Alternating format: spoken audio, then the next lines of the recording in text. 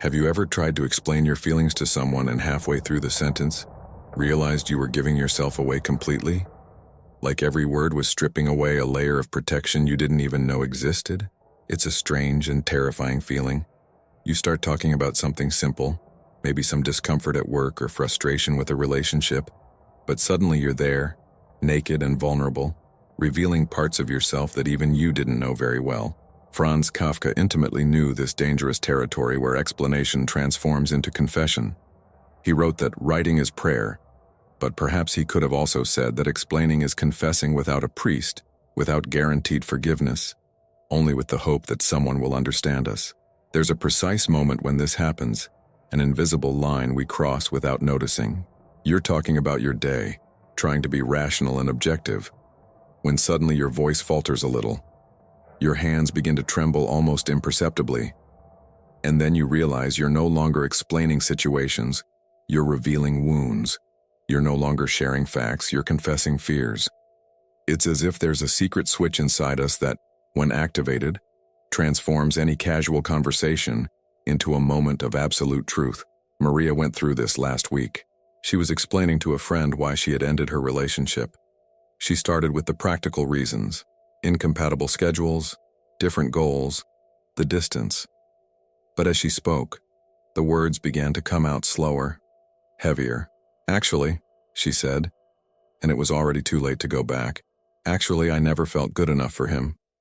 I always thought he was doing me a favor by being with me." There was the truth she didn't even admit to herself. The explanation had become a painful confession about her self-esteem, about the ghost she'd carried since adolescence, about the feeling of not deserving love. Kafka understood that we are all solitary walkers in emotional labyrinths we build for ourselves. Our inner castles have so many secret rooms that even we don't know all of them. When we try to explain our behaviors, our fears, our choices, we inevitably end up opening doors that have been locked for years. And there's our soul, blinking confused in the sudden light, unprotected and real. What makes this moment so powerful, and at the same time so terrifying, is that it reveals a truth Kafka always knew. We are not who we think we are on the surface. We are much more complex, much more wounded, much more human than our rational explanations would like to admit. When we try to explain why we react a certain way to a situation, why we choose certain people, why we avoid certain places or conversations, we are actually tracing the threads of an emotional web that has been woven over years of experiences, some of which we don't even consciously remember. Peter discovered this in the most unexpected way. He was in couples therapy, trying to explain to the therapist and his wife why he always got irritated when she reorganized the house. He started talking about practicality, about not being able to find his things, about the importance of maintaining a routine. But as he kept explaining, his voice became more tense. "It's just that..." He stopped, took a deep breath. "It's just that when my mother died, my father reorganized the entire house the day after the funeral. He said it was better that way, that we needed to move on. I was 8 years old and came home from school expecting to find her dresses in the closet, her perfume on the dresser. There was nothing left." The therapist and his wife remained silent. Peter had started explaining a domestic irritation and ended up confessing a 3-decade-old wound that he didn't know was still bleeding. This transformation from explanation to confession happens because deep down, all our attempts to rationalize our behavior run up against the territory of the inexplicable that exists within us. Kafka called this the unnameable, that part of us that cannot be completely understood or categorized. When we try to explain our reactions, our patterns, our choices, we inevitably reach this point where logic no longer reaches.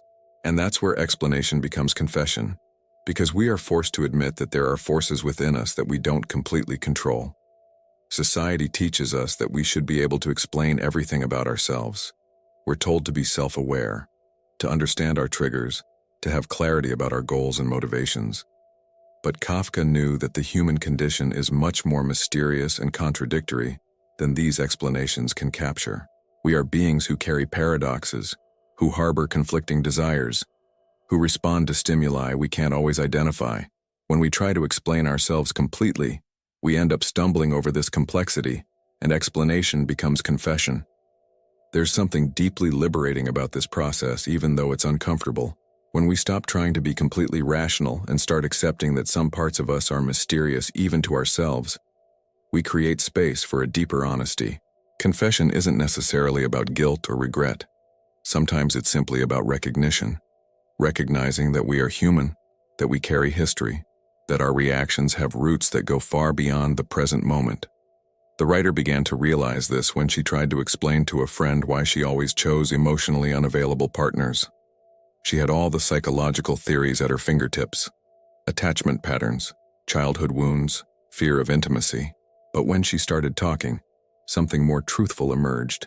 "I think I choose people who can't love me completely," she said, "because that way, I don't have to risk finding out if I'm truly worthy of love. It's safer to love someone who has barriers than to discover if I myself am a barrier." There was a confession that went beyond any theory, a truth she had avoided looking at directly for years. Kafka teaches us that these moments of involuntary confession are actually gifts. They are windows into our own depth, opportunities to know parts of ourselves that remain hidden in superficial explanations. When we try to explain our behavior and end up confessing our humanity, we are actually doing the most important work there is, the work of becoming real to ourselves. The world is full of people who can perfectly explain their behaviors, who have ready answers for every question about their choices and reactions. But how many of these explanations really touch the heart of the matter? How many times are our explanations just sophisticated ways of avoiding the deeper and more frightening truth about who we really are? Pause here for a moment. Have you ever caught yourself explaining something about yourself and suddenly realized you were revealing much more than you intended? Maybe trying to justify a career choice and ending up confessing your deepest fears about failure? Or explaining why you avoid certain social situations and discovering you're talking about loneliness in a way you didn't even know you felt? If you've had this experience of surprising yourself with your own words, of hearing yourself say truths you didn't know you knew, write in the comments, "I surprise myself too." Just that. Because when you admit this, you're recognizing that there are layers in you that are still waiting to be discovered. And maybe your honesty will encourage someone else to also stop hiding behind perfect explanations. The interesting thing is that Kafka lived this tension constantly. His letters to Milena, to Felice, to his father, are constant exercises in this transformation from attempted explanation to profound confession. He would start trying to rationalize his hesitations about marriage, his relationship difficulties, his professional anxieties. But invariably, he would end up revealing much deeper layers of insecurity, fear, and misunderstanding about himself. His attempts to explain himself always transformed into confessions about the human condition as a whole. This brings us to an important insight.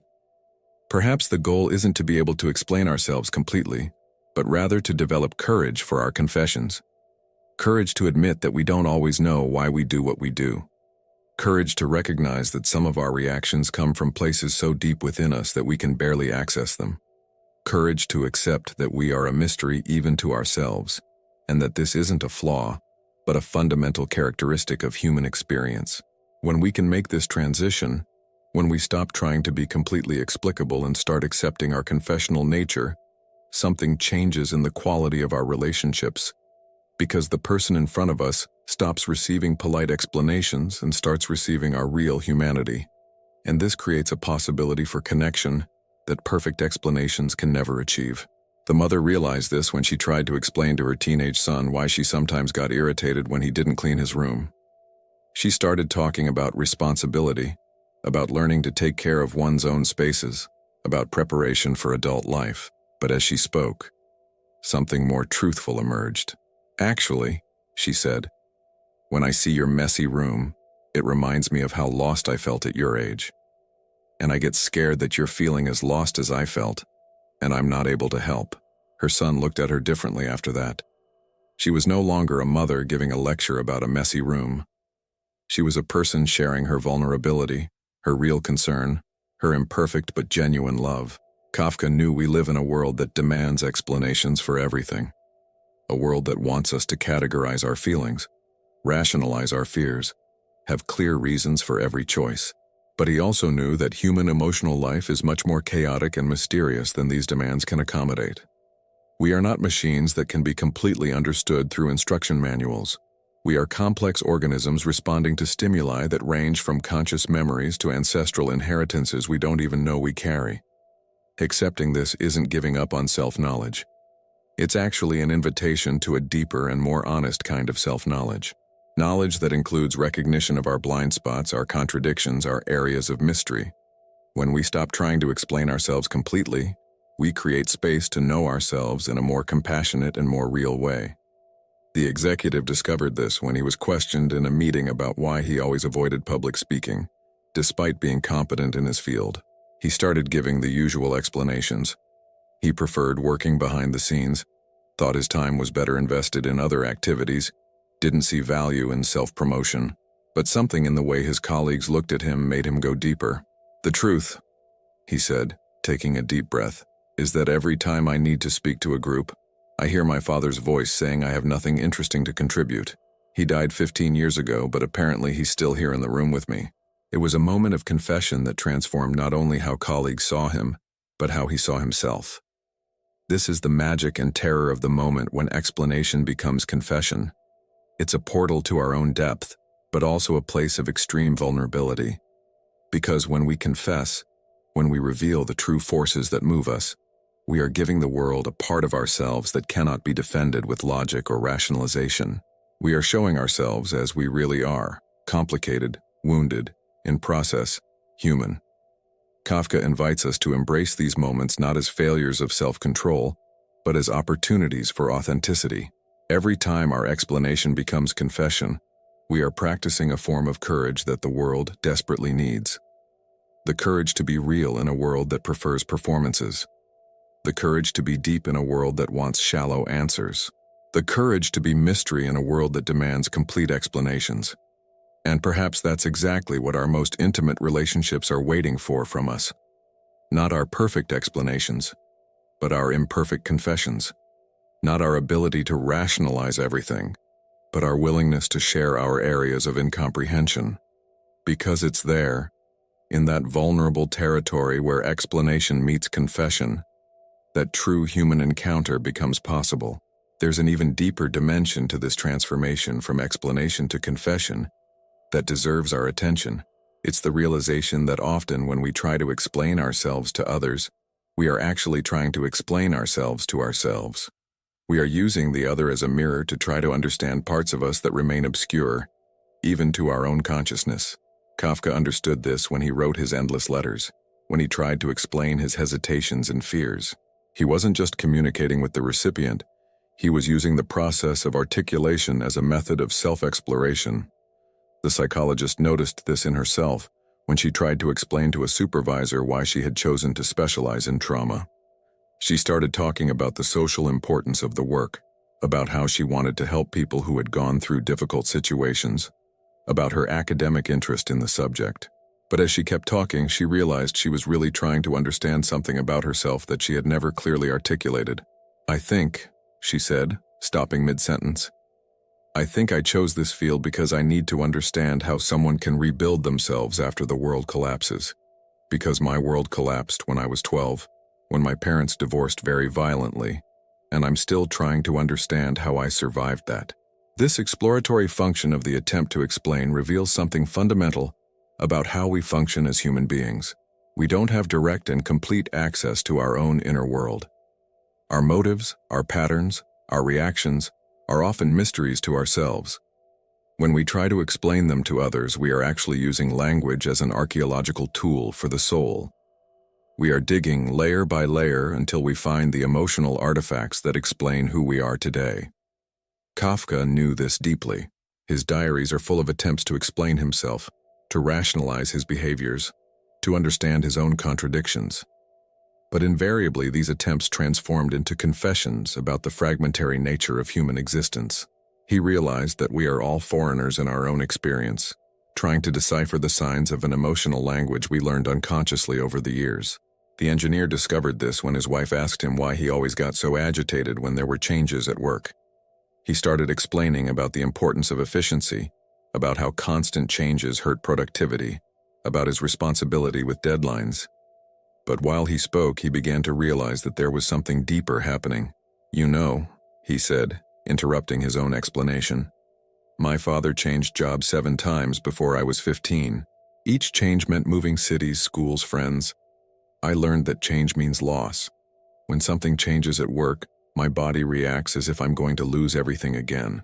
He had started explaining a professional preference and ended up discovering a childhood wound that still influenced his adult reactions. This discovery of ourselves through the attempt to explain ourselves to others is one of the most fundamentally human experiences there is. It's as if we need the echo of our voice being heard by another to really understand what we are saying. As if our own experience only becomes clear when reflected in the mirror of another person's consciousness.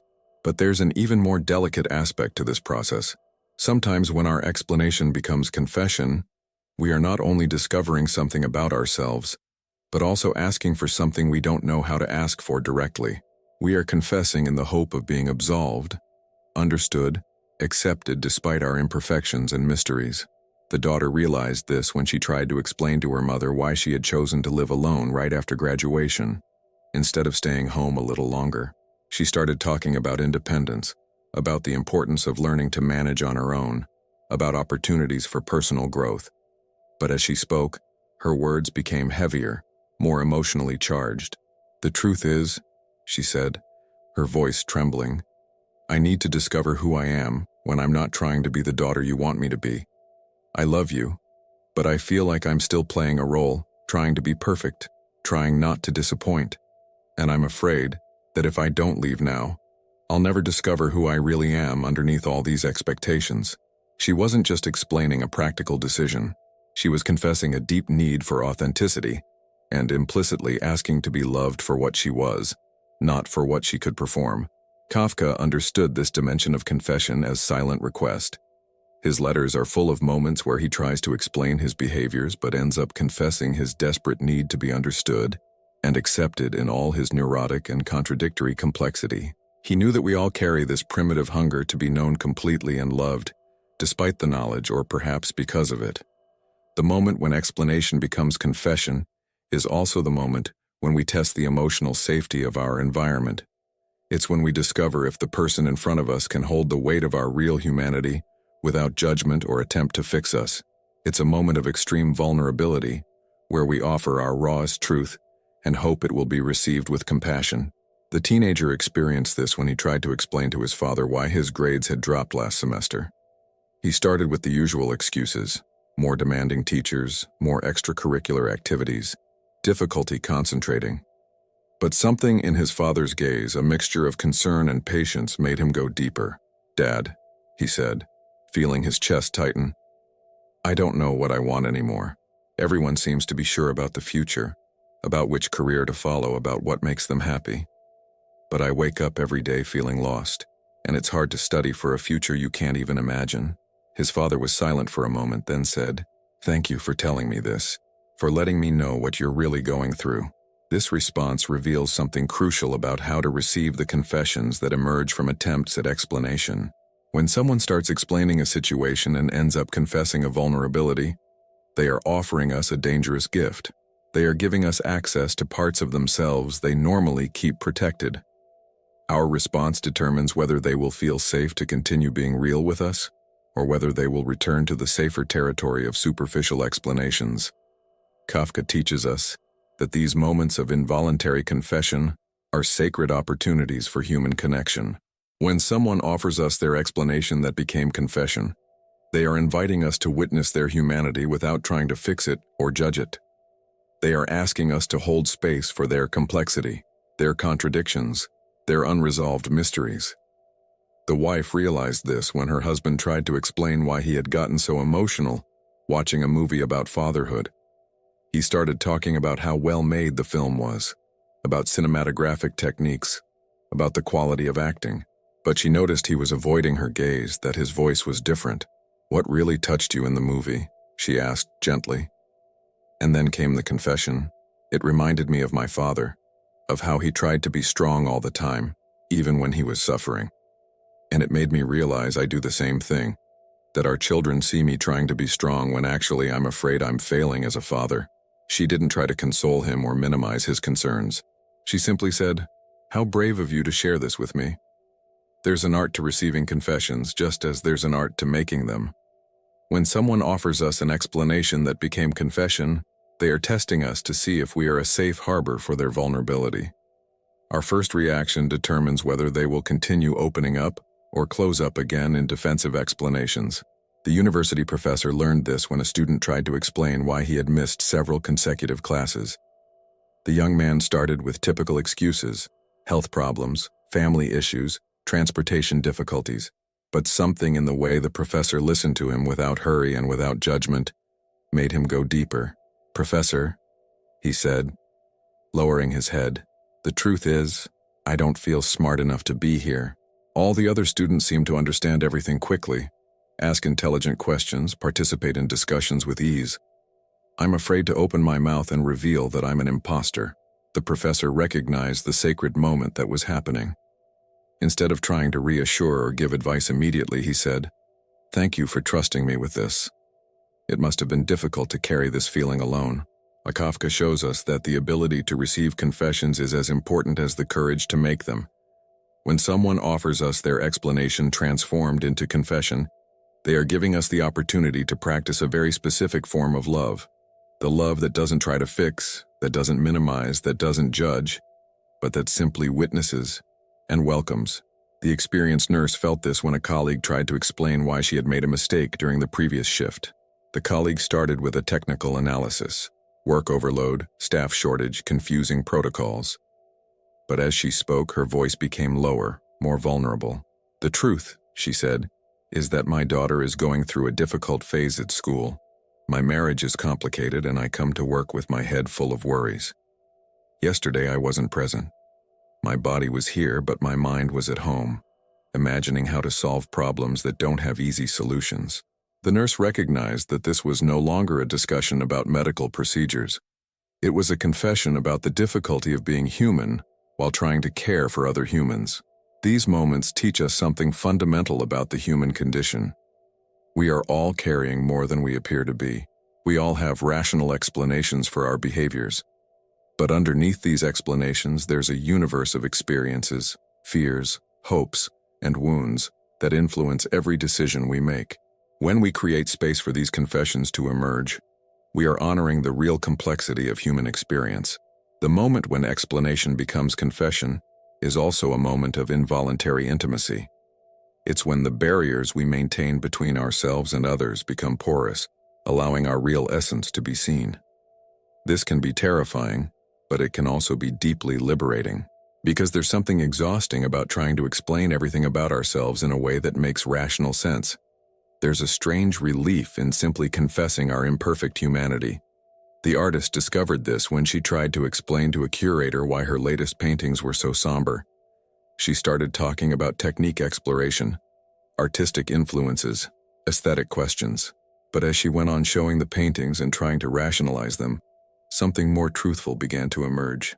"These paintings," she said, stopping in front of a particularly dark canvas, "were born after my mother died. I was trying to paint joy, vibrant colors, life, but every time I picked up the brush, what came out was this. The color of pain I didn't know how to express with words. I don't know if it's good art or bad art. I just know it was what needed to come out of me." This raw honesty, this passage from technical explanation to emotional confession, revealed something that all the art theories in the world couldn't capture: the real origin of creation. Not the influence of other artists or aesthetic movements, but the primitive human need to transform pain into something tangible, something that can be seen and, perhaps, understood. Kafka lived this tension between explanation and confession in every line he wrote. His texts begin trying to describe situations, explain circumstances, rationalize behaviors, but invariably they transform into confessions about the fundamental alienation of modern existence, about the impossibility of real communication, about the desperate search for meaning in a world that seems absurd. And perhaps that's exactly what our world needs most: fewer perfect explanations and more courageous confessions. Fewer people trying to convince others they have everything figured out, and more people willing to admit they're improvising, that they carry wounds, that sometimes they don't know why they do what they do.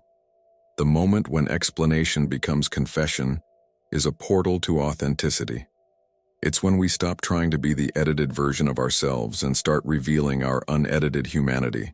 And paradoxically, it's in this moment of greatest vulnerability that we become most universally understandable. Because we all recognize the experience of caring more than we can rationally explain. You've had one of those moments, haven't you? Tried to explain something simple and found yourself confessing something you didn't even know you thought or felt? Maybe explaining why you like a certain type of music and discovering you're talking about loneliness. Or trying to justify a career choice and realizing you're confessing fears about your own worth. If you've ever surprised yourself with your own words, if you've ever heard yourself saying truths you didn't plan to reveal, write in the comments, "I surprise myself too." Because when you do that, you're validating a deeply human experience and reminding other people that it's normal to be more complex than our explanations can capture. There's something revolutionary about accepting that we don't always know why we are the way we are. In a culture that demands we have answers for everything, that we be self-aware and articulate about every aspect of our personality, admitting there's mystery in us is almost an act of rebellion. Kafka invites us to embrace this mystery not as failure, but as a fundamental characteristic of authentic human experience. The therapist realized this in his own analysis when he tried to explain to his analyst why he always chose the most difficult cases to work with. He started with professional explanations, academic interest, intellectual challenge, desire to make a significant difference. But as he spoke, something more truthful emerged. "I think I choose the most difficult cases," he said slowly, "because I need to prove to myself that I can handle pain, that I'm not fragile like my father told me I was. Every client I help is a way of proving he was wrong." There was a confession that recontextualized his entire career, revealing that his professional choices were, in fact, a complex form of personal healing. If you've made it this far, it's because you recognize this delicate dance between explaining and confessing that we all practice. You know there's something deeper waiting for you beyond the superficial explanations we give for our behavior. This channel exists for those who, like Kafka, understand that life's most important moments happen when we stop trying to be completely explicable and start accepting our confessional nature. Every week, we create a space where you can explore these vulnerable territories of self-knowledge without judgment. Subscribe to become part of a community that values honesty over perfection, depth over ready-made explanations. Because your journey of self-discovery deserves to be honored in all its mysterious and beautiful complexity.